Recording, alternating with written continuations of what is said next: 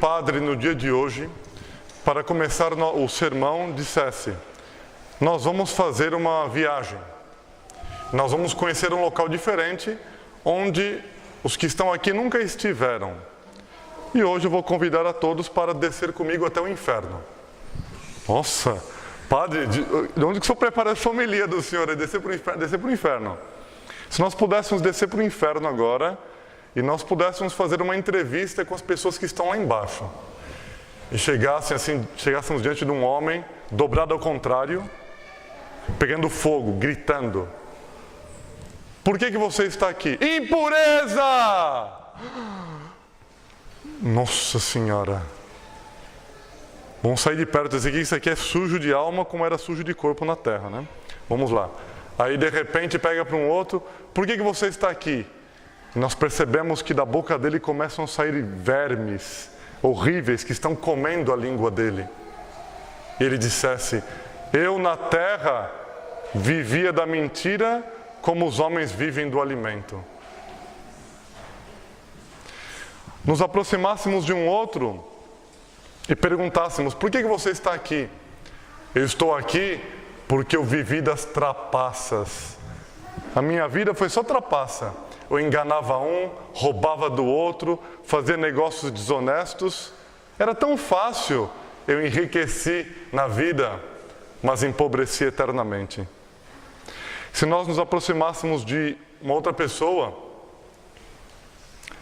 talvez isso vários santos viram ao longo da história. Nós nos aproximássemos de um local, uma parede qualquer com um buraco, uma pessoa toda amassada lá dentro. E nós percebêssemos que caísse um véu de uma freira. Irmã, o que você está fazendo aqui no inferno? Você que era religiosa. Eu vim aqui porque eu não amei a Deus como eu deveria. Eu fui chamada para viver glorificando a Deus, mas eu não amei a Deus como deveria. E então, se nós continuássemos andando e nós percebêssemos que o chão era um pouco diferente naquela região onde nós estávamos, e houve santos que tiveram visões como essa que eu estou dizendo, e nós percebêssemos que nós não estávamos pisando no chão, mas na cabeça de pessoas que estavam enterradas no fundo do inferno. Porque o fundo do inferno, dizem alguns santos, é feito de sacerdotes que foram condenados. E ali nós perceberíamos que o chão eram feitos de cabeças sacerdotais. Isso foi visão que os santos tiveram. E nós percebêssemos que no inferno também existem sacerdotes, porque os sacerdotes também se condenam, infelizmente. Um sacerdote que se condena vai muito mais fundo para o inferno, do que uma outra pessoa que se condene. Ele tinha obrigação de levar os outros para os céus, e nós perguntamos para um: o que você veio fazer aqui? Escândalo! Eu não preguei a doutrina como deveria, e eu dei maus exemplos. E houve santos que viram não só sacerdotes do inferno, mas eles viram ainda bispos e cardeais no fundo do inferno. A vida é muito séria. Não basta dizer Senhor, Senhor. Esse não entrará no reino dos céus. Apenas aquele que faz as obras de Deus é que entra no reino dos céus.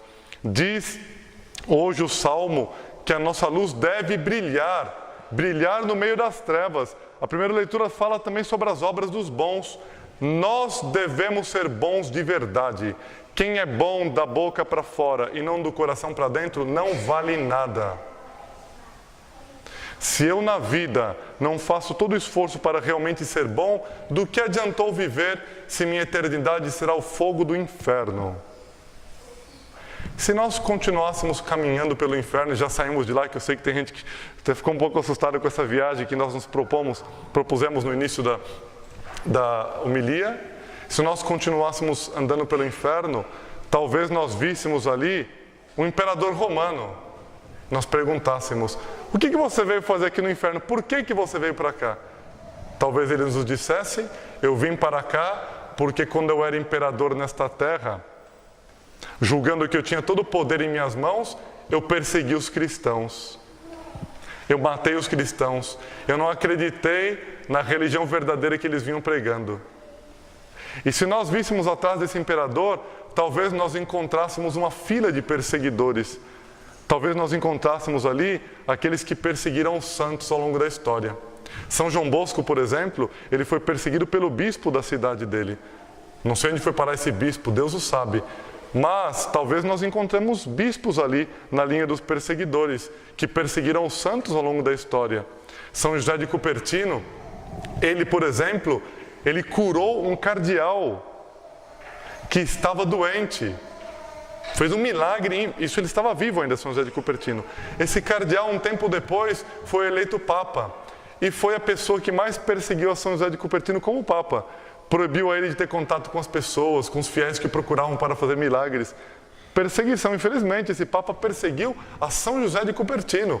São João Bosco foi perseguido pelo bispo da cidade.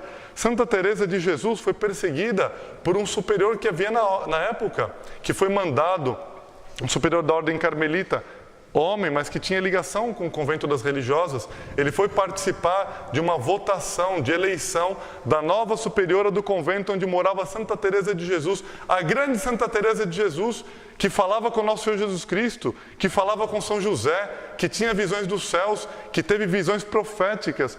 A grande Santa Teresa de Jesus, no momento da votação para a eleição da nova superiora no convento, esse religioso que foi até lá no convento, ele disse que as freiras estavam proibidas de votar em Santa Teresa de Jesus.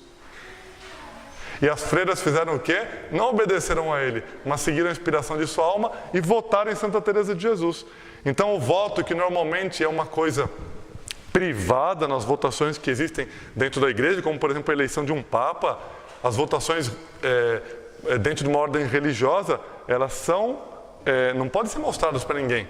Quando, por exemplo, os sacerdotes dos arautos fazem a votação para a eleição de novo superior geral, nós temos uma coisa chamada capítulo. Nós ficamos em recolhimento, todos juntos numa igreja, numa capela, cada um faz o seu voto, dobra, uma pessoa passa recolhendo, ninguém sabe quem foi que votou, não pode ser revelado. Santa Teresa de Jesus, acontece isso, quando as pessoas perseguem, elas passam por cima das próprias leis. Então com Santa Teresa de Jesus, tinha a lei do voto que não podia ser conhecido, então esse sacerdote que estava recebendo os votos, ele ficou ali no local, as freiras vinham até ele e entregavam o voto, que deveria ser colocado numa caixinha. Até aí está dentro da norma. Ele pegava o voto, olhava para a freira e via em quem que ela tinha votado. Isso é quebrar as regras. Se a igreja instituiu regras, tem que ser seguidas por todos. Não depende de qual que é a autoridade e o poder que a pessoa tem na mão, a regra é para todos, né? Abria, olhava, tinha votado em Santa Teresa de Jesus. E ele abusava do poder dele ali na hora da votação. E dizia para a freira, você está excomungada. E tirava da fila. Depois chega a próxima, olhava, Santa Teresa de Jesus está excomungada. Ele excomungou 54 freiras durante a votação de Santa Teresa de Jesus. E não elegeu Santa Teresa de Jesus. Acontece, às vezes as pessoas abusam do próprio poder. Mas a luz do justo, quando ele é perseguido, a luz do justo aumenta. A igreja sempre viveu de perseguições, desde a época dos romanos até os dias de hoje. A igreja é perseguida em vários países. Nós devemos o quê? Olhar de frente tudo isso, saber que Deus permite a perseguição para que os justos brilhem na luz, brilhem no meio das trevas deste mundo. Nós vamos pedir no dia de hoje que nós sejamos verdadeiros justos e que nós sejamos santos. E se nós queremos ser justos e queremos ser santos, não haverá outro caminho, senão da perseguição. Falarão mal de nós, nos caluniarão. Isso pouco nos importará. Por isso diz a imitação de Cristo, aquele pequeno livro com tantas maravilhas, com tantas riquezas. Não és melhor porque falam bem de ti, e não serás pior porque falam mal de ti. És o que és diante de Deus. Vamos pedir isso, que sejamos luz nas trevas, que nós representamos a Deus, representemos a Nossa Senhora nesse mundo. E assim podemos sofrer nessa terra, mas nós brilharemos no céu por toda a eternidade, enquanto os maus que talvez nos perseguem terão um destino eterno muito diferente. Louvado seja nosso Senhor Jesus Cristo.